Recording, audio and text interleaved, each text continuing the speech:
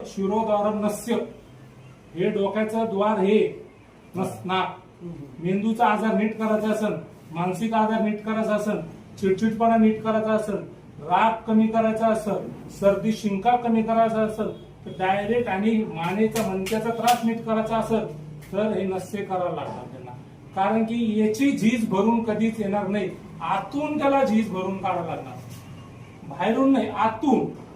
हे पूर्णचं द्वार कुठे, जसं ते तेल काय होतं, औषधी तेल तयार केलेलं आम्ही, इकडून इथं जातं. मग जाता जाता त्याला नाक भेटल, नाकाच्या सर्दी शिंका कमी करण, डोकं भेटल, डोकं कमी होईल दुखाचं, चिडचिडपणा कमी होईल, डोक्याचे सगळे आजार कमी होतील आणि मग ते इकडे. हे पॉइंट महत्वाचं होता. मग त्याच्यासाठी हे आपण नस्य शिकवलं. ठीक आहे.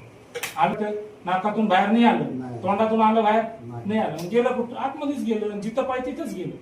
ठीक आहे.